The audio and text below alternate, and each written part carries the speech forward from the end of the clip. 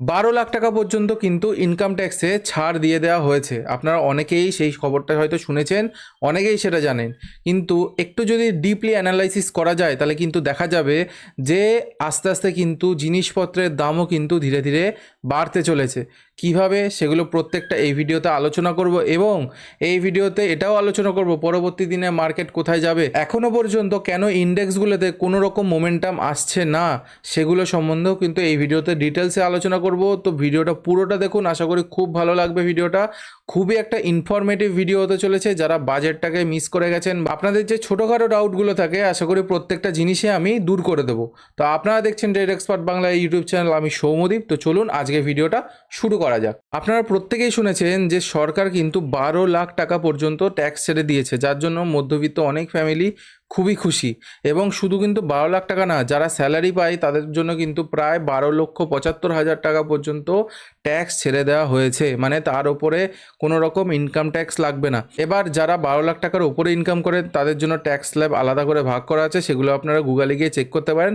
আমি যদি পারি আমি এখানে স্ক্রিনে লাগিয়ে দেবো, এটাও দেখতে পারেন। কিন্তু আপনাদের কাছে এখন গুরুত্বপূর্ণ যে জিনিসগুলো, একটুখানি ডেটা যদি অ্যানালাইসিস করে দেখা যায় তাহলে আমরা কি বুঝতে পারছি। দেখুন, প্রথমত সরকার কি করলো, ট্যাক্সটাকে বা ইনকাম ট্যাক্সটাকে কিন্তু ছেড়ে দিল। ইনকাম ট্যাক্সটা কিন্তু সরকার আর নেবে না মানুষের কাছ থেকে যারা ১২ লাখ টাকা পর্যন্ত ইনকাম করছে, বোঝা গেল? তার জন্য কী হবে, মানুষের কাছে বা মধ্যবিত্ত যারা ফ্যামিলি আছে তাদের কাছে কিন্তু হাতে টাকা আসবে। অনেকে দেখবেন এই সময় কি করবে, আইটিআর দেখবেন বেশি করে ফাইল করছে। কেন? কারণটা হচ্ছে, আপনি যখন ক্রেডিট কার্ড নিতে যাবেন, আপনি যখন একটা যে কোনো রকম লোন নিতে যাবেন, একটা গাড়ি কিনতে যাবেন, আপনি দেখবেন সেখানে কিন্তু আপনার আইটিআরটা চাওয়া হয়। এই আইটিআরটার উপরে বেস করেই, যে আপনি যে ইনকাম ট্যাক্স রিটার্নটা যে ফাইল করছেন তার উপরে বেস করেই কিন্তু আপনাকে একটা লোন প্রোভাইড করা হয় অথবা ক্রেডিট কার্ড প্রোভাইড করা হয়। এগুলো হয়তো আপনারা যারা ক্রেডিট কার্ড অ্যাপ্লাই করেছেন অথবা যারা লোন টোন নেন তারা হয়তো জানেন যে এইগুলো করা হয়।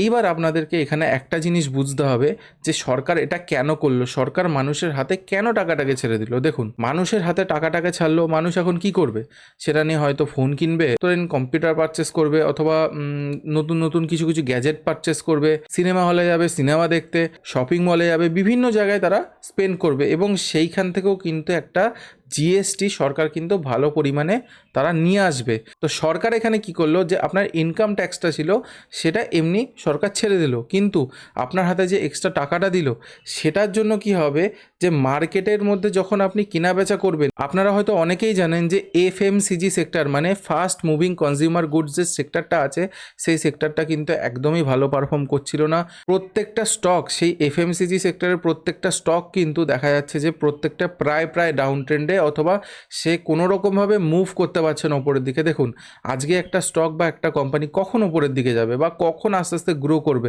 কখন সেই শেয়ার প্রাইসটা আস্তে আস্তে বাড়বে, যখন মার্কেটে সেই কোম্পানিটা সেল করতে পারবে। সে তো সেলই করতে পারছে না, কারণ কি, মার্কেটে যারা বায়ার, মানে ধরে নিন যারা মধ্যবিত্ত ফ্যামিলি আছে, বাই করতে পারছে না, কারণ তাদের হাতে টাকা নেই। এবার সরকার কি করলো, তাদের হাতে টাকাটাকে দিল। এইবার ধরে নিন যখন তারা বাই করতে যাবে তখন কি, সেইখান থেকে একটা ট্যাক্স, যারা জিএসটি সম্পর্কে জানেন যে সেখান থেকে একটা ট্যাক্স কিন্তু সরকারের কাছে যাবে। এবং আপনারা দেখবেন যে ডিমান্ড অ্যান্ড সাপ্লাইয়ের যে গেমটা চলে, যে ডিমান্ড যদি বাড়ে, সাপ্লাই যদি কম থাকে, তাহলে কিন্তু প্রাইস আস্তে আস্তে ওপরে যায়। এটা কেন বললাম, এটাও আমি পরবর্তীতে ডিটেলসে আলোচনা করছি। প্রথমত এটা হয়তো বুঝতে পারলেন, সরকার কিন্তু ইনকাম ট্যাক্স সরিয়েছে, জিএসটি কিন্তু সরায়নি। এটা ভালো করে একটু মাথায় ঢুকিয়ে নিন। অনেকে হয়তো ভাবছেন যে তাহলে হয়তো জিএসটিও থাকবে না, জিএসটি থাকবে না তা না। এবার একটু আলোচনা করি যে ইনফ্লেশন বা জিনিসপত্রের দামটা কেন বাড়বে। দেখুন, সরকার কি করলো, মানুষের হাতে টাকা ছেড়ে দিল। টাকা ছেড়ে দেওয়ার ফলে লোকের কাছে ক্যাশ থাকতে বেশি আরম্ভ করলো, ক্যাশ বা যেটাই বলুন, যেটা হচ্ছে এক কথায় তাদের কাছে ব্যাংক ব্যালেন্স, সেটা বাড়তে আরম্ভ করলো। যখনই ব্যাংক ব্যালেন্স বাড়তে আরম্ভ করবে, ধরে নিন এবার মার্কেটে কোনো একটা ফোন বা কিছুর একটা প্রোডাক্টের ডিমান্ড প্রচুর, ঠিক আছে, কিন্তু সাপ্লাই দেখা যাচ্ছে কম, মানে যেভাবে লোকে ডিমান্ড করছে সাপ্লাই কিন্তু সেই তুলনায় অনেকটাই কম। আর ডিমান্ড যদি বাড়ে তাহলে কিন্তু সাপ্লাইটা যদি কম থাকে, আস্তে আস্তে কিন্তু সেই প্রোডাক্টের মূল্যটা বাড়ে। যারা টুকটাক বাজার হাট করেন তারা হয়তো জানেন যে দুদিন আগে একদম বাজারে যে ফুলকপিটা আমাদের বিক্রি হচ্ছিল, সেটা কিন্তু একটা ভালো প্রাইসে, ধরে নিন এক একটা ফুলকপি অনেক টাকা করে বিক্রি হচ্ছে। কিন্তু সেইখানে দাঁড়িয়ে এখন সময়ে যেটা চলছিল কিছুদিন আগে, তখন কিন্তু ফুলকপির দাম হয়তো 10 টাকায় 15 টাকায় তিনটে দিয়ে দিচ্ছে। কারণ কি, কারণ সাপ্লাই বেড়ে গেছে। গেছে, মাল বিক্রি করার জন্য সাপ্লাই কিন্তু বেড়ে গেছে, কিন্তু লোক কিন্তু কমে গেছে, লোকে কিনতে চাইছে না এখন আর ফুলকপি, যার জন্য দেখা যাচ্ছে প্রাইসটা আস্তে আস্তে কমে এসছে। কিন্তু আপনি যখন অন্য সময় কিনতেন একটা ফুলকপি হয়তো আপনার থেকে 20 টাকা নিত। এইভাবেই কিন্তু কাজ করে, যখন কিন্তু ডিমান্ড বাড়ছে কিন্তু সাপ্লাই যখন কমে থাকছে তখন কিন্তু প্রাইসটা আস্তে আস্তে বাড়তে শুরু করে। আর একটা ছোট্ট এক্সাম্পল দিয়ে আপনাদেরকে বুঝিয়ে দিই, আশা করি তাহলে এখানে আপনাদের বিষয়টা ক্লিয়ার হয়ে যাবে। ধরে নিন আপনার কাছে 1000টা যে কোনো প্রোডাক্ট আছে, যে কোনো প্রোডাক্ট 1000টা আছে, সেটাকে আপনি 100 টাকায় সেল করতে চাইছেন। তার মানে আপনি টোটাল 1000 পিস মাল সেল করতে পারবেন কত টাকায়? 100 টাকায়। আমি প্রফিট লসের কথা এখানে হিসাব করছি না, আমি জাস্ট আপনাদেরকে একটা রাফ একটাভাবে বোঝাচ্ছি। 1000 পিস মাল আপনি 100 টাকায় সেল করতে চাইছেন, প্রফিট নিয়ে ধরে নিন 100 টাকা। এইবার দেখা যাচ্ছে আপনার কাস্টমার যে লাইন বা কাস্টমারের যে ডিমান্ড, সেখানে মোটামুটি 1200 লোক দাঁড়িয়ে আছে, 1500 লোক দাঁড়িয়ে আছে। আপনি দেখছেন যে 1200 লোক 1500 লোক দাঁড়িয়ে আছে, আমি যদি প্রাইসটাকে একটু বাড়িয়ে দিই তাহলে তো আমার ক্ষতি নেই, যদি আমার 200 জন কমেও যায় তাও তো আমার 1000 পিস বেরিয়ে যাবে। এইবার দেখা যাচ্ছে আপনি হয়তো 100 থেকে 200-তে চলে গেলেন, কিন্তু মানুষের কাছে যেহেতু সরকারের টাকাটাকে দিয়ে দিয়েছে বা টাকাটাকে ছেড়ে দিয়েছে, যার জন্য কি হবে, ওই 1000 বা 1200 লাইনটা দেখবেন 2000-এ চলে গেছে। যত দিন যাবে মানুষের কাছে টাকা আসবে, আপনার যদি প্রোডাক্টটা ঠিকঠাক ভ্যালু হয় তাহলে কিন্তু লোকে আপনার 100 টাকার প্রোডাক্টটা 200 টাকা থেকেও কিনবে। এইবার দেখবেন যখন 200 টাকা করলেন তখনও দেখবেন মোটামুটি 2000 লোক আপনার লাইনে দাঁড়িয়ে আছে। তখন আপনি কি করবেন, যে আমার কাছে তো আছে আমার 1000টা প্রোডাক্ট, আমি তাহলে কেন 200 টাকায় দেবো, আমি তাহলে এটাকে 200 টাকা 400 করি, দেখি লোক থাকে কি না। যখন দেখবেন যে 200 টাকায় আপনি 400 করলেন, তখনই আপনি খেয়াল করতে পারবেন যে মানুষের কাছে কিন্তু অভাব নেই টাকার, তখনও কিন্তু দেখবেন লোকে দাঁড়িয়ে আছে, অন্তত 1000টা লোকেও আপনার কাছে দাঁড়িয়ে থাকবে মালটাকে কেনার জন্য। এইবার কি হবে, আপনি দেখবেন যে যতক্ষণ না একদম প্রোডাক্টের দামটা সেই পরিমাণে বাড়ালে আপনার যে সাপ্লাই অনুযায়ী আসছে, মানে আপনার সাপ্লাই যদি 1000টা থাকে, আপনার কাস্টমার লাইন ধরে নিন, আমি সাপ্লাই বলতে এখানে কাস্টমার লাইনটাকেই ধরে নিচ্ছি, ঠিক আছে। এখানে কিন্তু দেখা যাচ্ছে যে আপনার কাস্টমার লাইনে 1000 জন দাঁড়িয়ে আছে, তখন আপনি কি করলেন, যে না 500 টাকায় আমি মালটাকে সেল করব। এবার সেল করার ফলে কি হবে, আপনার প্রফিট হয়ে গেল সেটা আলাদা ব্যাপার, কিন্তু আমি যে কনসেপ্টটাকে বলছি আপনাকে, এটা বোঝার চেষ্টা করুন।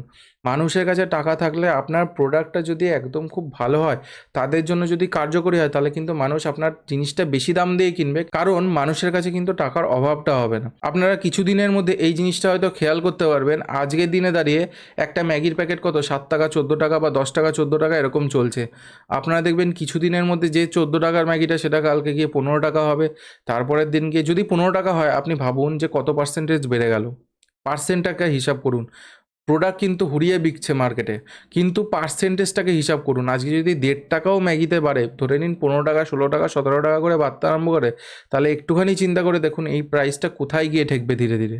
আর কত পার্সেন্ট, যদি 14টা 28 হয়ে যায় তাহলে কিন্তু ডবল হয়ে গেল, মানে 100% কিন্তু বেড়ে গেল। অতটা বাড়বে না, কিন্তু দেখবেন প্রায় 10 to 15%, 20% কিন্তু ম্যাগির প্রাইসও কিন্তু বেড়ে যাবে। প্রত্যেকটা জিনিসের প্রাইস বাড়বে, এগুলো আমার বলার কিছু না। আপনারা দেখবেন টুকটাক এই চকলেট অথবা ম্যাগি অথবা যে কোনো রকম বিস্কুট, যে কোনো রকমের ব্যাপারগুলো প্রত্যেকটা কিন্তু প্রাইস দেখবেন ধীরে ধীরে বেড়ে যাচ্ছে। কারণ পিছনে থাকবে হচ্ছে এটাই, যে মানুষের কাছে কেনার জন্য কিন্তু টাকার অভাব হবে না। তো এখানে কি দাঁড়ালো, ডিমান্ড বাড়ছে, লোকের ডিমান্ড বাড়ছে, যে লোকে কিনতে চাইছে, কিন্তু সাপ্লাই কম হতে শুরু করেছে।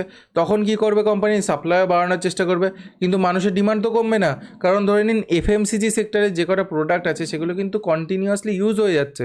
আজকে আপনি ম্যাগি কিনছেন, খাচ্ছেন, কালকে গিয়ে আবার কিনবেন, পরশু দিন গিয়ে আবার কিনবেন, এরকম করে কিন্তু জিনিসগুলো কন্টিনিউয়াসলি চলছে। আজকে একটা চকলেট কিনলেন, কালকে গিয়ে কিন্তু আবার কিনবেন। তো এর ফলে কি হবে, যারা স্টক মার্কেটে কাজ করছেন, এবার তাদের একটু কনসেপ্টে চলে আসি। স্টক মার্কেটে দেখবেন এফএমসিজি সেক্টরের যে স্টকগুলো আছে সেগুলো কিন্তু একটু ধীরে ধীরে বাড়তে আরম্ভ করবে, ঠিক আছে।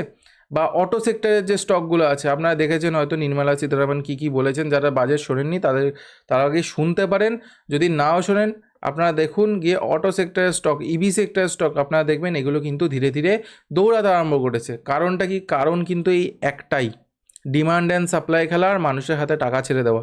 এই যে মানুষের কাছে টাকাটা এলো, এর ফলে কি হবে দেখবেন কন্টিনিউয়াসলি লোকে এবার আইটিআর ফাইল করবে। যেটা আমি প্রথমে বলছিলাম যে আইটিআর ফাইল করলে কি হবে, আপনি ক্রেডিট কার্ড নিতে যান, যে কোনো কিছু নিতে যান, কোনো লোন নিতে যান, সেখানে গিয়ে কিন্তু আপনার আইটিআরটা জরুরি। আইটিআরটা যে দেবেন আপনার কিন্তু সেই বেসে একটা কিন্তু লোন অ্যামাউন্ট, অথবা ধরে নিন কোনো রকম একটা কার লোন নিতে চাইছেন, অথবা ধরে নিন বাইকের জন্য লোন নিতে চাইছেন, সেগুলো কিন্তু আপনাদেরকে দিয়ে দেবে। যার জন্য কি হবে, প্রচুর পরিমাণে যদি আইটিআর ফাইল হতে থাকে, দেখুন আপনি যদি আজকে 3 লাখ টাকা পার বছর 4 লাখ টাকা পার বছর চাই, আমিও কিন্তু সেই কোনো রকমভাবে দেখিয়ে দেবো যে আমার 12 লাখ টাকা ইনকাম আছে। যার জন্য পুরো বিশ্ব দরবারের যে ব্যাপারটা হবে, ভারতে দেখা যাবে প্রচুর পরিমাণে আইটিআর ফাইল হচ্ছে, মানে প্রত্যেকে প্রচুর টাকা ইনকাম করছে, যার জন্য অর্থনীতিটা অনেক মজবুত দেখাবে। এবং তার জন্য কি হবে, ভারত অন্যান্য জায়গা থেকে, অন্যান্য দেশের কাছ থেকে লোনও কিন্তু প্রচুর টাকা পরিমাণে অনেক কম সুদে কিন্তু পাবে। আশা করি আপনাদেরকে বোঝাতে পারছি। আমি যদি একদম সিম্পল কনক্লুশনে চলে আসি, তাহলে আমি এটুকুনি বুঝতে পারলাম যে 12 লাখ টাকা বা 12,75,000 টাকা আমাদের যে ইনকাম ট্যাক্সে ছাড় দিল সেটা তো ওকে, কিন্তু জিএসটি বা কোনো রকম কিছু ছাড়ছে না। একটা ছোট্ট অ্যানালাইসিস বা ছোট্ট কিছু করলে দেখা যাচ্ছে যে না, ধীরে ধীরে কিন্তু ইনফ্লেশনটা আস্তে আস্তে বাড়তে চলেছে, সেটা আমরা কিন্তু খেয়াল করতে পারছি। কি করে, সেটা আমরা ডিমান্ড অ্যান্ড সাপ্লাইয়ের উপরে বুঝতে পারলাম। এবং আপনারা অনেকেই জিজ্ঞেস করছেন যে নিফটি কেন বাড়ছে না, ব্যাঙ্ক নিফটি কেন বাড়ছে না, অথবা ধরে নিন সেন্সেক্স কেন বাড়ছে না। আগেই বলি, এফআইআই ব্যাক করুক, আপনারা দেখবেন আস্তে আস্তে মার্কেট কিন্তু উপরে যাবে। এফআইআইকে একটু ব্যাক করতে দিন। এফআইআই এখনও দেখছেন সেলিং করে চলেছে, যার জন্য এখনও যাচ্ছে না।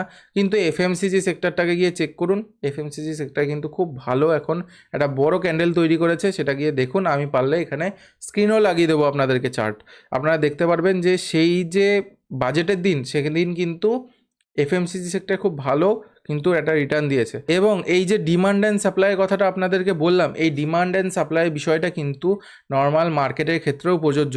যখনই লোকের হাতে টাকা আসবে, লোকে কিন্তু ইনভেস্টমেন্ট করবে, ইনভেস্টমেন্ট যেই করবে সরকার সেখান থেকেও ট্যাক্স তো কাটবেই, সেটা তো আলাদা ব্যাপার।